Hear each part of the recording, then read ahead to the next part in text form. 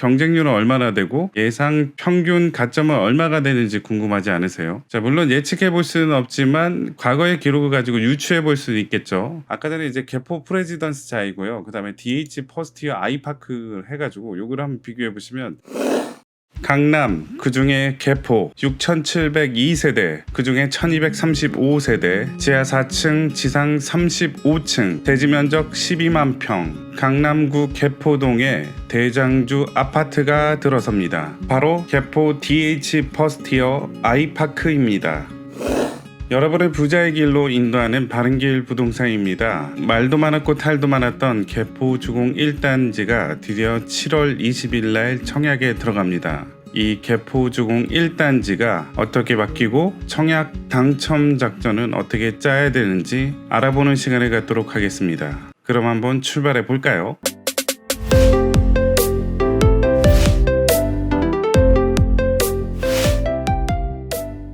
DH 퍼스티어 아이파크 홈페이지에 와 있습니다. 자, 중간에 보시면 강남 최대 규모 주거단지라고 적혀 있죠. DH 퍼스티어 아이파크 개포 주공 1단지에 위치해 있는 게 이제 재건축이 되는 거고요. 여기 보시면 대지 면적이 39만 9,741제곱미터. 자, 요거 바꾸면 약 한 12만 평 정도 됩니다. 12만 평이 어느 정도인지 체감이 안 나시죠? 경북궁 아시죠? 면적이 43만 2,700, 432, 한 13만 평 정도 되는데 개포주공이 12만 평입니다. 별 차이 안 나요. 그냥 경북궁 요만하죠? 개포주공 보면 요만합니다. 엄청나게 큰 걸 알 수 있어요. 그 넓디 넓은 경북궁 크기 정도 되는 아파트가 개포동에 들어선다는 얘기죠. 그러다 보니까 이제 세대수도 엄청 많죠. 6,702세대 중에 일반 분양은 1,235세대인데요. 한 가지 아쉬운 점이 뭐냐. 타입으로 보면 34, 49, 59에서 중간에 74, 84 이런 거 하나도 없어요. 곧바로 점프해가지고 112, 132 이렇게 들어갑니다. 중형 평수대가 없는 게 정말 아쉽긴 합니다. 그래서 소형, 대형 평수만 이제 갖춰져 있죠. 지하 4층부터 지상 35층,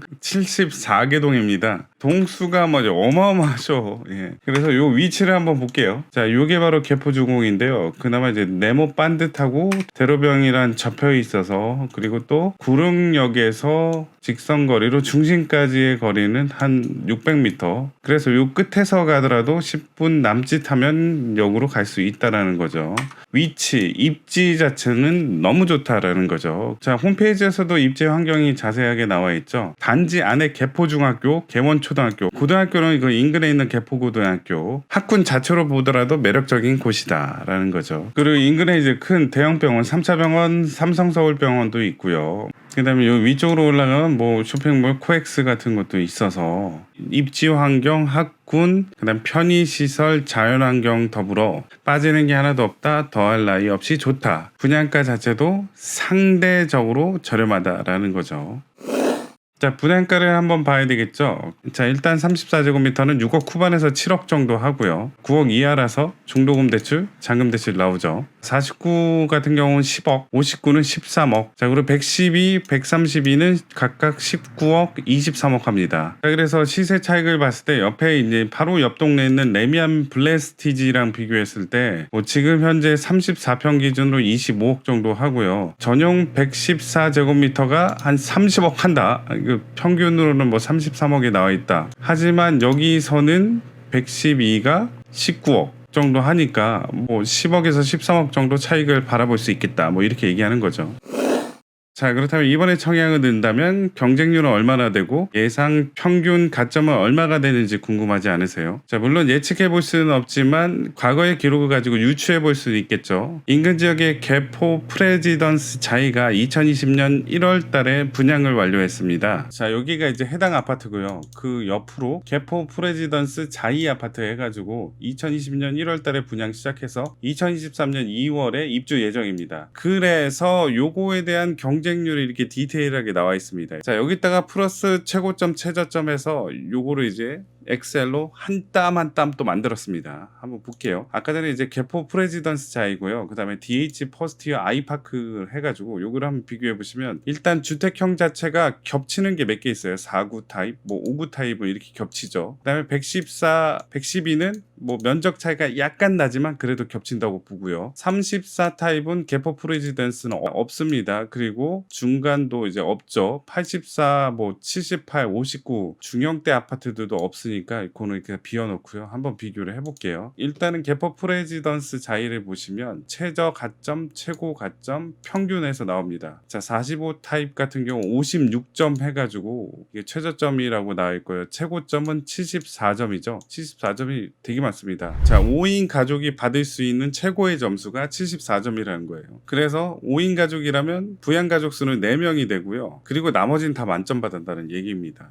74점도 당첨이 됐지만 56점도 당첨이 됐어요. 눈치 작전을 좀 보는 것도 괜찮다라는 거죠. 하지만 여기서 이제 39랑 45, 49랑 한번 비교를 해보면 경쟁률이 많이 갈립니다. 57대 1인데 45, 49는 18대 1, 14대 1입니다. 왜 그럴까요? 자, 그건 이제 금액 때문에 그렇죠. 39 같은 건 8억 3,300이라서 9억을 초과하지 않아요. 그렇다면 중도금 대출이 나온다는 얘기죠. 그래서 자금 여력이 좀 부족하다 싶으신 분들은 중도금 대출을 받아야 되기 때문에 9억 이하의 물건으로 이제 청약 신청을 했다는 거죠. 그래서 경쟁률이 셀 수밖에 없다는 거고요. 9억 초과분에 대해서는 이게 다 중도금 대출이 안 나오니까 자, 9억 초과는 가점이 56점인 사람도 당첨이 될 확률이 높았다는 거죠. 하지만 여기만 낮고 여기에서는 또 이렇게 높죠. 그만큼 현금 부자도 많고 자, 가격이 높아질수록 시세 차익도 높으니까 일단 도전을 해봤다고 볼 수 있겠죠. 그래서 요거를 이제 DH 퍼스티어 아이파크랑 비교를 해보자면 일단은 여기서 갈리죠. 이제 9억 이하는 요 34 AB 타입만 있는데 요거는 9억을 초과하지 않기 때문에 중도금 대출이 나오기 때문에 자금 여력이 없으신 분들이 많이 지원을 하겠죠. 그래서 보시면 세대수도 많다 보니까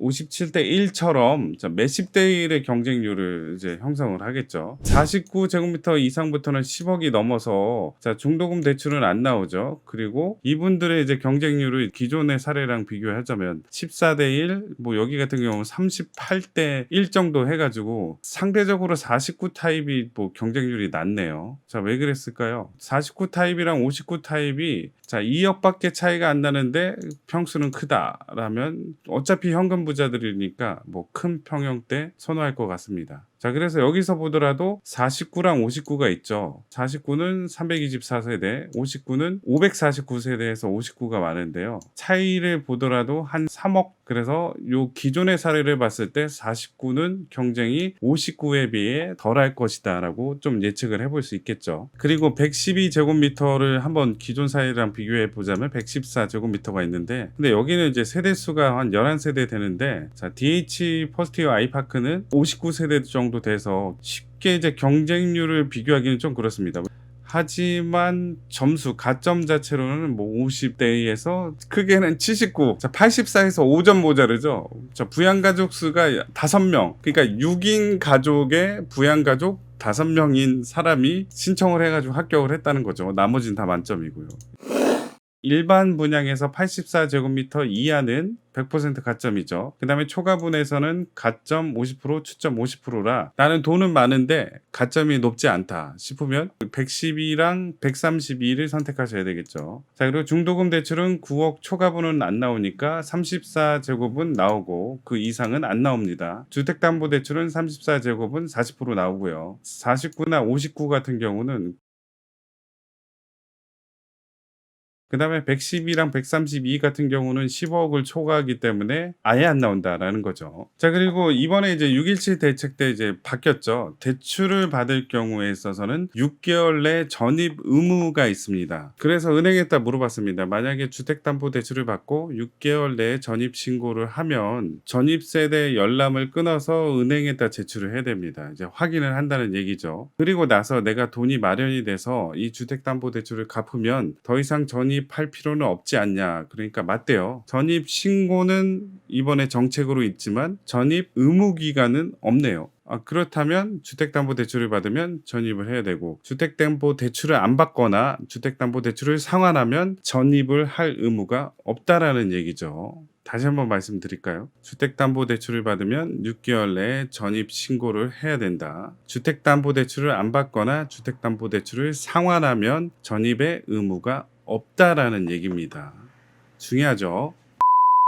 9억 원 이하는 자금조달계획서 쓰고요. 9억 원 초과분에 대해선 자금조달계획서랑 플러스 증빙서류까지 같이 내야 되는 거죠. 내가 1층에 걸릴 확률, 10층 이상에 걸릴 확률 궁금하시죠? 그래서 제가 한 땀 한 땀